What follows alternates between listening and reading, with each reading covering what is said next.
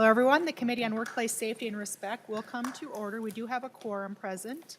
Representative O'Driscoll, did you get a chance to review the minutes? Madam Chair, I have reviewed the minutes from the March 12th meeting and move approval. Representative O'Driscoll moves approval. Any comments, corrections, changes? Seeing none, all those in favor, please signify by saying aye. Aye. Opposed, nay. The minutes are approved. Welcome, everyone, again to the subcommittee. Today, we're going to be having an informational hearing on Representative Aaron Murphy's House File 3728, and then we'll be taking some public testimony. So, Representative Murphy, if you want to give your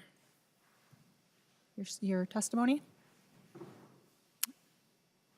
And did you want your testifiers up with you at the table at the same time? Madam Chair, can I ask a question? Yeah. Oh, we don't have sound yet. Hello. The volume? Okay. They're just. Oh, okay. That's all right. We don't have to have super loud of volume. Is this an informational hearing? Yes. Thank you. Yep.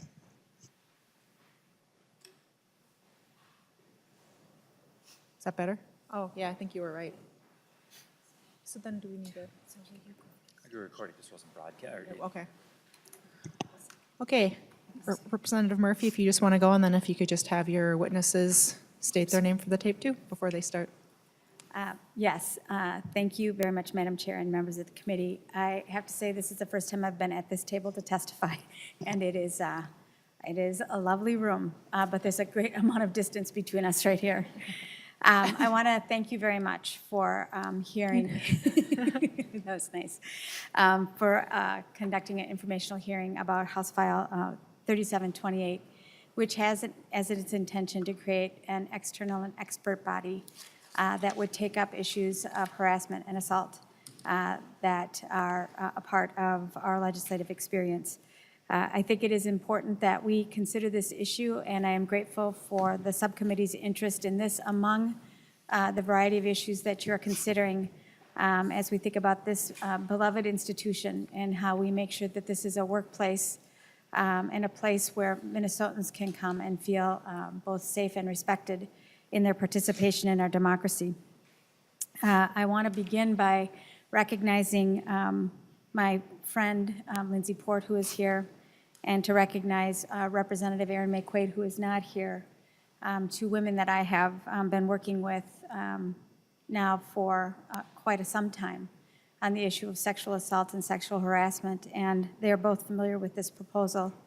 And I want it to be clear and on the record that it has been my practice and my intention to work with the people who have been impacted by issues of sexual assault and sexual harassment. And in fact, I think they are our leaders and the people that can guide us most wisely as we move forward here and across the state of Minnesota. I want to begin by acknowledging that I am a nurse and I come from a female-dominated profession. And when we think about the issue before us, we are indeed talking about power, and in many cases, the abuse of power. I was a surgical nurse, both in Wisconsin and then at the University of Minnesota, and I remember many examples of harassment that occurred, not always sexual harassment, but an abuse of power in a hierarchical system that rewarded that hierarchy. Surgical nursing is a very hierarchical setting, and we deal with sharp instruments and body fluids that can carry disease. So it is something that we are careful about.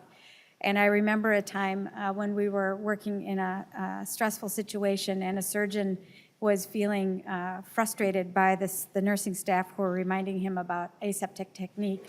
And as a result of his frustration, left the side of the patient with his hands covered in blood and spread that blood around the room to remind us that it was our job to clean that up, as a means to remind us of our place in the pecking order, as a means to remind us of the hierarchy of power in that institution.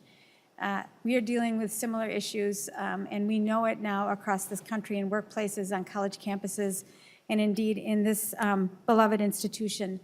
And I think it is time for us to make sure that we recognize that power differential, how it can impact people's relationships and really the function of what we do here. In 2010, I was grateful to work with a number of legislators and the organization MNCASA, the Coalition Working Against Sexual Assault, They wanted to find funding for the Department of Health to prevent sexual assault. And I remember having a conversation with a couple of my colleagues, and we all felt a little uncomfortable with the way that we talk about intimacy and sex used as violence. And as a result of those early conversations, the legislature, both the House and the Senate, created a caucus where we together as legislators could talk together and get a little more facile in the conversation that we needed to have around sexual assault and sexual harassment. That caucus was a useful tool, and I wish we still had it in place. And we did work to secure some funding for the Department of Health in their work to prevent sexual assault. In 2014, I began doing work on college campuses with college campus leaders on the idea of affirmative consent and consent, which is really the underlying change that we need to make if we want to prevent further sexual assault and sexual humiliation and sexual violence.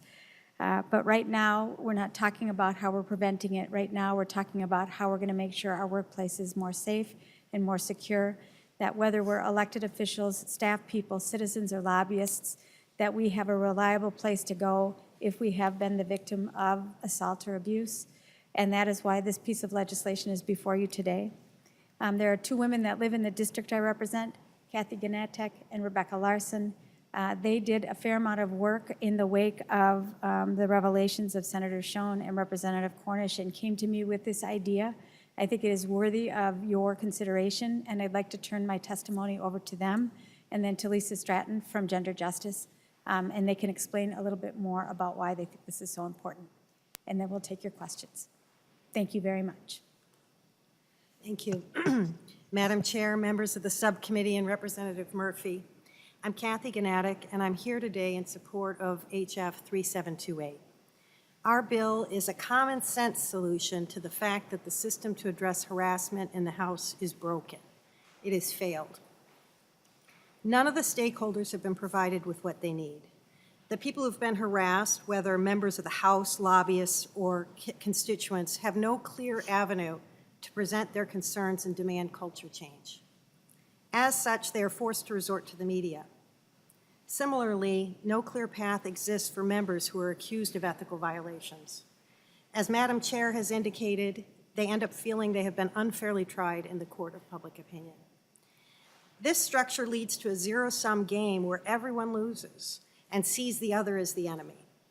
I'd like to tell a story now that might help shift us out of this men versus women, Republican versus Democrat, us versus them mentality, and open the possibility for the House to consider the win-win solution to the problem that our bill proposes. Recently, in a conversation with my friends Jim and Fred, I was challenging something Jim said. Rather than respond, Jim turned to Fred and said something about my breasts and made a motion about them as well. Did Jim do this because he was all of a sudden attracted to me? No. It seems more likely he felt diminished. And without thinking, he used sex as a weapon, not because he's an evil person, but because it was easy.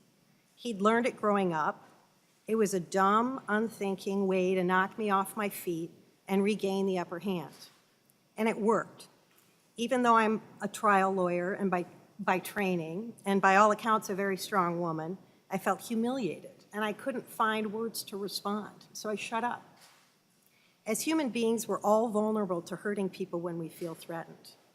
You could change the story and put me in Jim's place, making a racist comment to a black friend when I felt backed into a corner. Now, don't get me wrong, I'm not excusing Jim's behavior or saying that every harasser is as mild or as dumb as my friend. What I am saying is that a great deal of harassment is dumb, unthinking, and grounded in culture, which is the good news. As you heard last week, years of work in the employment field has shown that we can learn how to treat each other with respect, and cultures can change. I also tell this story because it shows that often harassment has nothing to do with sex and everything to do with power.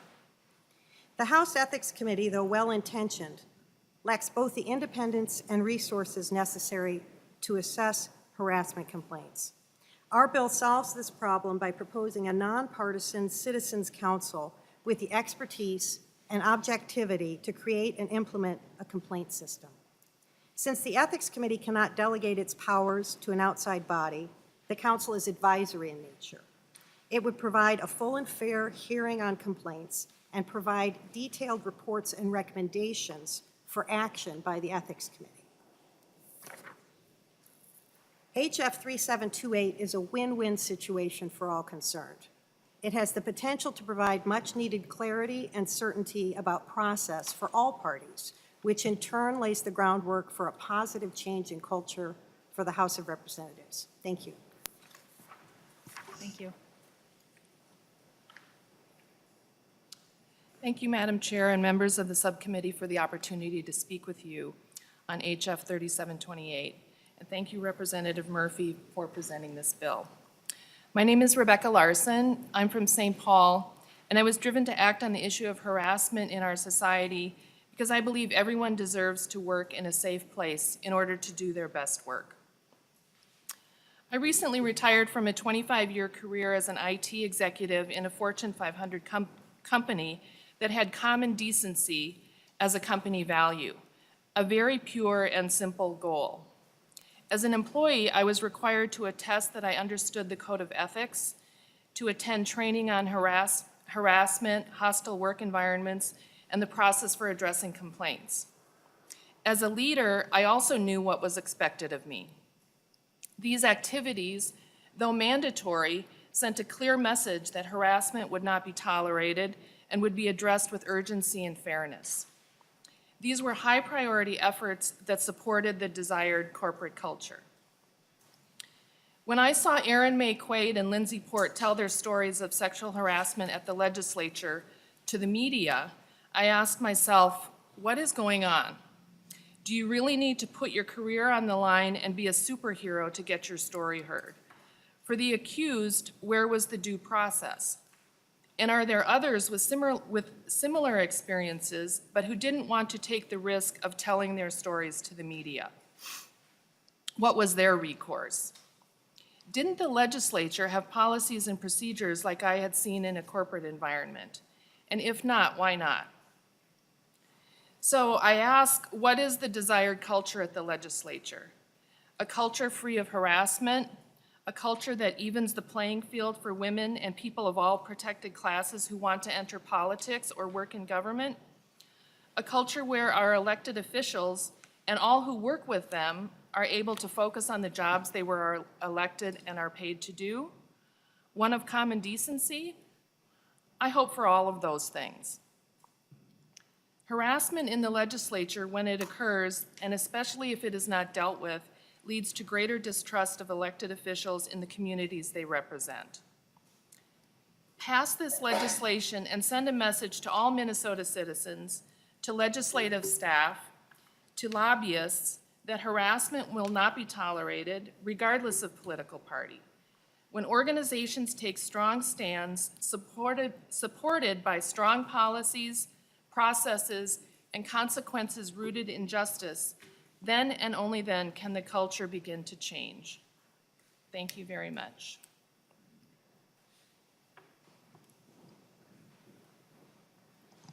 Thank you. Thank you, Madam Chair, members of the committee. Thank you for inviting me, Representative Murphy, and to my colleagues here for really helpful insights that ground what I'm about to say to you.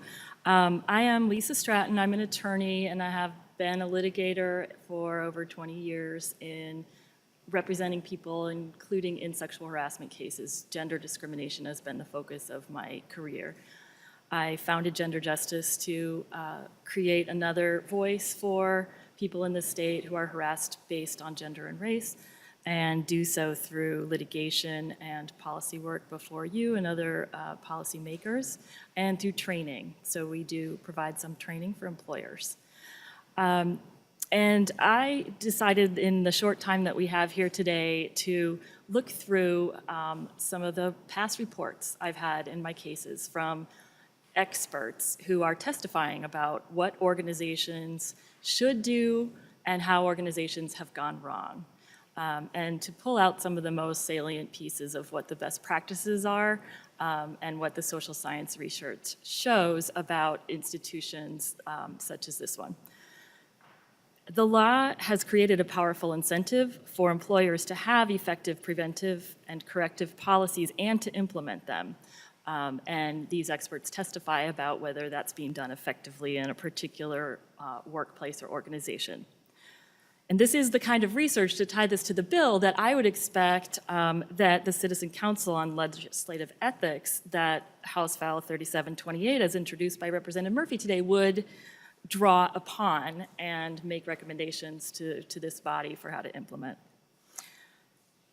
So to just draw upon a few central conclusions out of this large body of research. Number one, there is no typical harasser. That is, research has not identified any pattern of demographic or interpersonal characteristics of a typical harasser. And I think this is probably one of the most salient messages from the Me Too movement and the stories that have come forward online, in the media, in person, through the folks outside the hearing today who brought some of their personal stories. The fact is that someone, it can be seemingly a nice person, we can like them and respect them, but that is not a reliable indicator that they are not ever going to sexually harass anyone. While it's true that some individuals are more likely to, and that there tend to be repeat patterns of harassment, the propensity to harass is grounded in things like beliefs about the proper roles for men and women. I think this harkens back to use of power as a central determinant of what is harassment. So if we can't easily identify potential harassers, so how can an institution like this legislature intervene to prevent it, to prevent sexual harassment and create a safe work environment that we know is everyone's goal here? The good news for those in charge of institutions is that it's also well accepted by experts that organizational conditions are, in fact, the most powerful predictors of sexual harassment.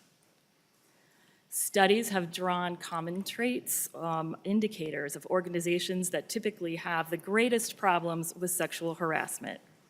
And they share the following characteristics: a skewed gender ratio, that is, most employees are male and there are relatively few women. There are job duties and tasks that are historically masculine in nature or assumed to be men's work, so to speak. And here is, I think, the most important one, organizational tolerance of offensive behavior. Organizational climate is the single most powerful factor in determining whether sexual harassment will occur and how damaging it is when it does. Conversely, studies have shown that strict management norms and a climate that does not tolerate offensive behavior can inhibit harassment, even by those with a propensity to do so. There's another entire body of research, as you might expect, on the impact of gender-based harassment on victims. The main finding in this area is that harassment is more common and targets have worse outcomes in settings that are tolerant of the behavior. Those studies draw out that tolerance, as they review it, is comprised of not taking the issue seriously, there being a high risk for complaining, and there being little chance that perpetrators will be sanctioned. So in other words, an organizational tolerance of harassment can be defined as the general perception among employees and other participants in the environment that there is little that can or will be done to prevent or remediate it, combined with elevated levels of risk to victims for complaining. Other important indicators of tolerance are a lack of policies or procedures for dealing with sexual harassment and behavior, again, that appears to tolerate it. Importantly, I think often people who report are singled out as it's only about you, or this is your problem, or this is a very small or isolated problem, when the research actually demonstrates, when it comes to harm to the victims, that being in an environment where other women are being harassed, combined with a tolerant climate, can produce psychological distress to those targeted, that is, or to those not targeted, that's equivalent to those directly harassed. And one conclusion that, again, ties into what Representative Murphy observed in her work environment, I've observed in many, is And it seems particularly relevant to this setting where harassers may be elected officials, is that harassment by someone in a position of authority and control is always experienced as more severe. So I could talk on and on about research. I know you don't want me to, and I know we don't have time for it, but I want to say that my message here, if there's a single message from my testimony here today, is that sexual harassment is preventable, and that the single most important component of creating a safe environment at this legislature, and one that is most within this body's control, they are one and the same, is demonstrating through both words and action that sexual harassment is not and will not be tolerated. Representative Murphy has brought before you a bill that I think would allow for the development of policies and practices that meet these criteria, that speak to where this body can do better on all of these recommended practices and the research behind them, and sets up a process and a mechanism for doing so. Culture change within an institution is possible. We do know what it takes. It can be done. And this bill is one example of a way to start making it happen here. Thank you very much. Thank you. Do members have questions? If not, I do have some procedural questions. Just looking at your bill, Representative Murphy, I'm just trying to figure out procedurally, and I think somebody mentioned that it would be advisory to the Ethics Committee, so I was just looking through it, particularly on line 1.19 where it says adoption, they'd be adopting the procedures for receiving and processing the complaints, and then on line 2.11 it talks about public hearings to establish probable cause, and then on line 2.14 it talks about requirements for the use of closed meetings. So could you talk just a little bit about how this would, I'm trying to work my way around how that would work in practice. So if a legislator had a complaint, they would come, or somebody had a complaint, they'd come here, and then this advisory council would have a probable cause hearing open to the public or not open to the public to discuss the specific complaint? Or how would that work? Would it be okay with you if we asked Mr. McCormick to come up and help us out? Sure, As he yeah. was the drafter of this legislation. Yep. I'm just trying to wrap my arms around it procedurally about exactly what they do in relation to how it would interact with our Ethics Committee and our current human resources policy. And Did you catch before Mr. McCormick begins, I do want to say that I think that our Human Resources Department, in the work that I have done with them, they have done wonderful work. I agree. Thank you for saying that. Did you follow that, Mr. McCormick? The question I was asking, just procedurally, I'm wondering how it works. If somebody had a complaint, they'd go here, and then a little bit more about the probable cause hearing, and if that's transparent to the public or if it's closed, and how exactly that would work, and then what happens when they've determined that there is a cause for action, then how that interacts with the Ethics Committee and also with our Human Resources Department. Chair members, the draft requires this group to create procedures that would fit exactly what you're asking for. So, for example, on page 2, lines 1.4 to 1.6, this group would have to establish written procedures to specify when closed meetings would be used to consider confidential matters, and that mirrors to some extent the current Ethics Committee's procedures to use closed, but it could differ because this group could modify and change those and adopt those, and it would be slightly different or maybe more detailed than our current. Most of this draft then requires this group to specify and design procedures. The Ethics Committees of the House and the Senate have written adopted procedures that are 15, 20 pages long, with a lot of detail that's been refined over the years. And so my thought would be that a group like this would take a look at those procedures, modify them, amend them, adopt them publicly at a meeting of the commission, and then go forward using those adopted procedures.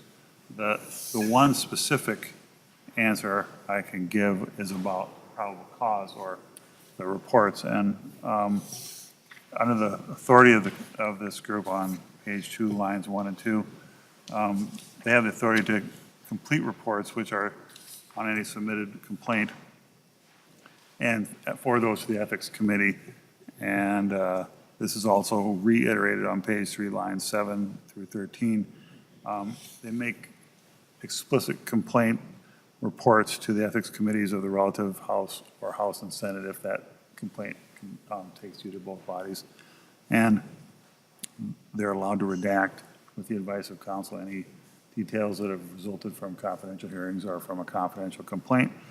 And then they advise the relevant House as to their findings of probable cause to any of the findings that they may have made.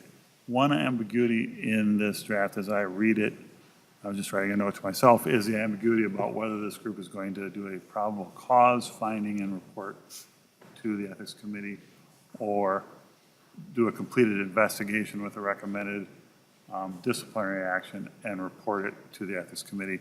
As I read this draft, they could choose to do either.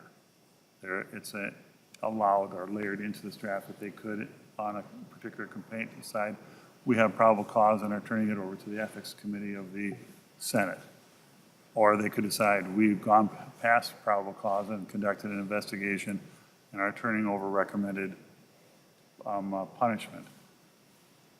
Because this is layered beside existing rules of the House and Senate for ethics, I would think that the next step, if this was passed into law, would be for the House and Senate to revise their own rules and procedures to dovetail better with this new commission. And that would mean, for example, you wouldn't want a redundant investigation where this group completed an investigation and the ethics group did an investigation unless the Ethics Committee perhaps voted or decided, but that would be something that would have to be discussed by the Rules Committee of the House or the Senate.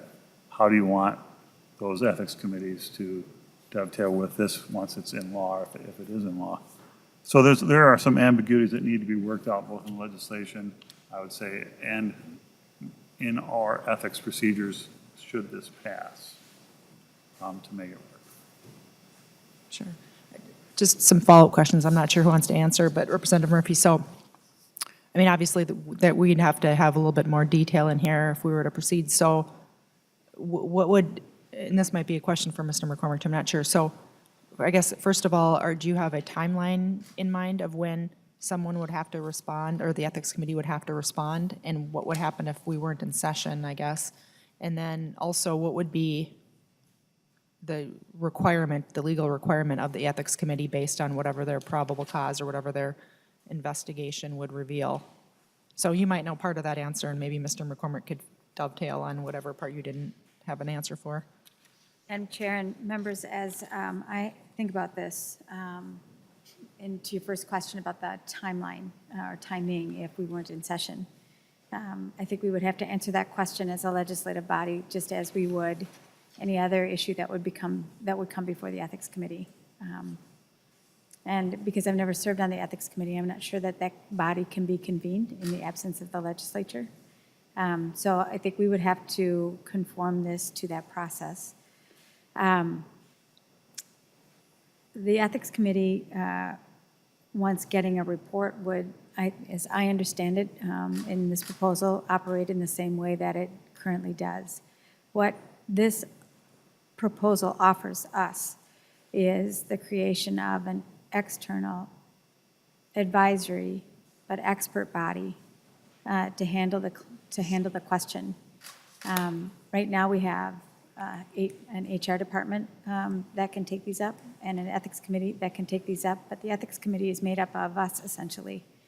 And so the idea behind this, I think the operative shift is that we would, instead of sending a complaint raw to the ethics committee, it would first go to an external expert body for its consideration and then return to the ethics committee and the House and the Senate, because constitutionally that is the body that can deal with the result of an investigation or probable cause. Sure. And then what would be, I guess, the time frame that would you want to put a specific time frame in of when they'd have to respond? Or what do you envision for that? So if they Madam reported Chair to the and ethics committee. members, I have not given that question my full consideration and would work with you and with others as we move forward. And then, so how would this? Certainly wouldn't want it to last, like, we should contemplate timelines, right? So Yeah. we don't, as a matter of course, we'll wait and report until after the next election, right? And then Representative Murphy, I'm a little, well, I'm a little concerned about the actual, whatever the probable cause hearing, and I understand that it's not created yet, but are you envisioning that as something that's open to the public? So if legislator X has a complaint against legislator Y, is that when it says open to the public, does that just mean the group of people there, or would it be open to other people such as the media to be there to watch? Or what do you have in mind for that? I don't know that it's listed in here, but obviously it'd be something that we'd have to work through. Right, so Madam Chair and members, first and foremost, as the bill is drafted, those procedures would be determined by the group, right? So we haven't fully envisioned that. As a matter of practice, I think for men, women, for people who experience assault or sexual violence, when they decide to complain and how they decide to complain remains in their control. And their identity, from my perspective, must be protected until they're ready to be public about that. And I think as I have talked with Mr. McCormick and others about this issue and how we have dealt with these issues in the past, identities aren't always made public because often before there's a full investigation, a member accused resigns, and that often puts an end to the claim. So I would want for this group, as we move forward, to of course protect the identity of the person issuing the complaint until the investigation is complete.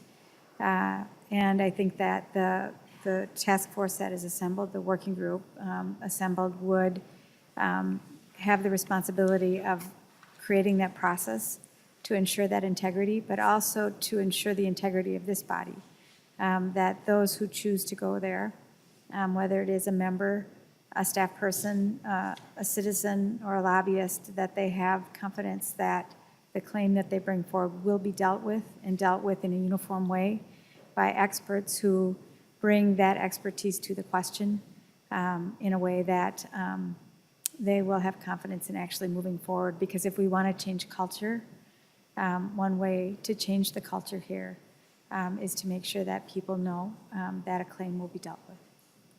Yeah, I appreciate your thoughts on that. One of the things that I've thought a lot about, obviously we've all thought a lot about this in the last few months, is how do you balance the rights of the victim as well as the accused to make sure that they both have, both their privacy protected and they both have their day in court, so to speak. So that's one of the things that I've thought about a lot through the process. I may Madam have Chair, I just want to say that I think creating a reliable process does protect the interests of all the parties and protects the integrity of this institution.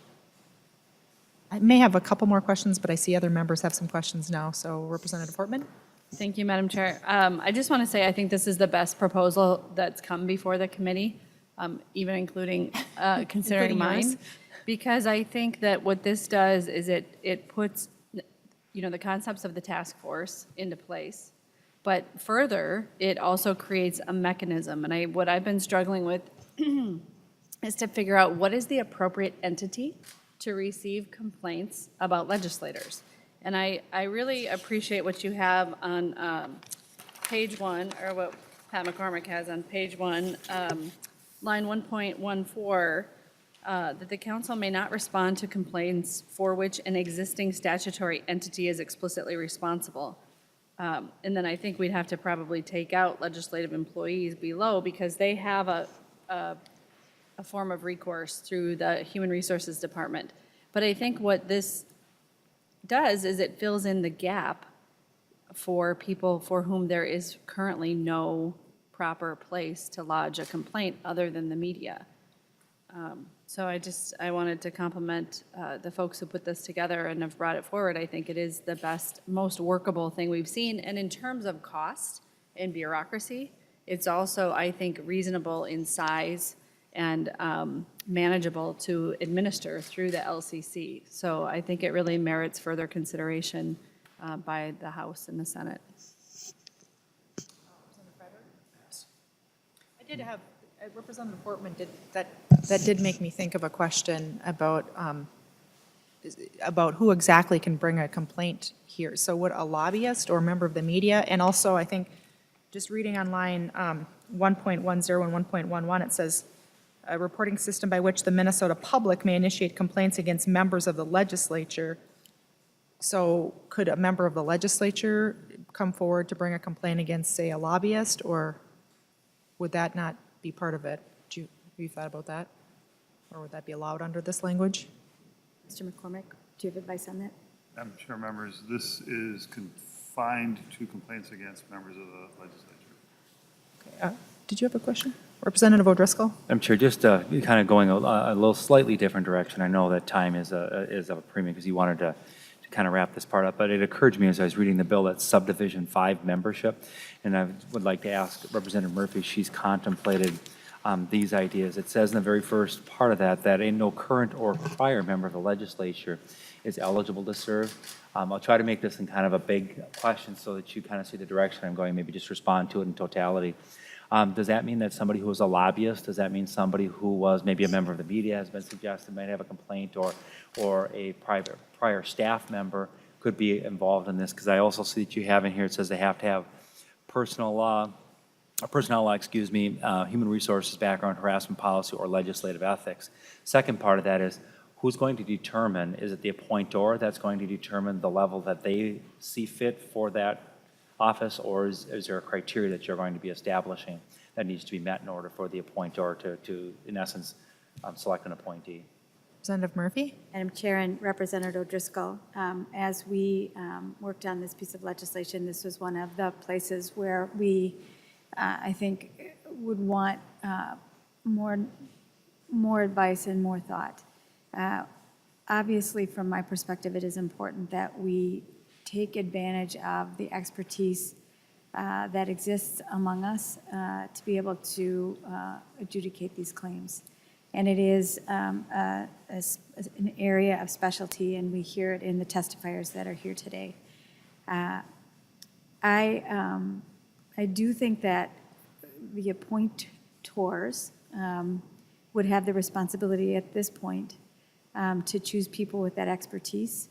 And I will say, in my many years here now in the legislature, this is always an art, drafting legislation about how we build something that has the right kind of expertise.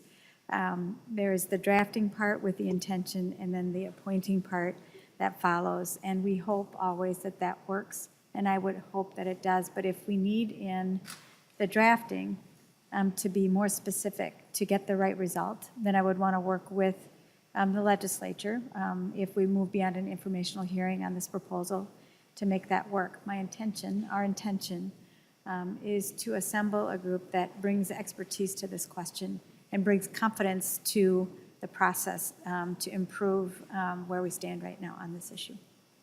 Madam Chair, just to follow Representative up O'Driscoll? comment. Representative Murphy, I come by this organically as the chair of the Government Operations Committee. This stuff is in our purview, so I get to see and think about this stuff on a real regular basis. So thank you for your response. Thank you, Representative Murphy. I think I asked this to Representative Portman and Representative May Quaid on their proposals as well. The other thing I've thought about is, obviously as legislators, we're in the public eye and the media follows these types of complaints more than they would in the general public. So what would you envision for this council? Would there be a chair who would be the spokesperson to the media, or how would that work? Would they elect somebody amongst them to be the spokesperson, or what would you envision for that? Madam Chair and members, Or would they I not think it's speak to the it's a media? fine question for us and for our work as we move forward with this proposal. if you choose to take it up outside of an informational hearing. I would want, first and foremost, to make sure that the process that's put in place is full of integrity, and that the result of whatever work that they do based on a complaint is handed properly to the Ethics Committee. I do know in the wake of the resignations of Senator Schoen and Representative Cornish that there have been multiple questions about the transparency of this process, the transparency here in the legislature, especially as it relates to publicly elected officials. And while we know the Constitution says it is either the voters or the legislature as a whole that can make a determination about someone's fitness to serve, I think it is an open question about when it is the right of the public to understand if someone has been found to have committed a violation. And I do think that is a question that we need to take up and wrestle with as public officials as we think about the integrity of this institution. So I don't have a clear conclusion from my perspective about whether or not there would be a spokesperson, someone that would report out to the public or to the media. I think we need to wrestle with that and understand what we think is the right next step for us, the right posture that we want to take.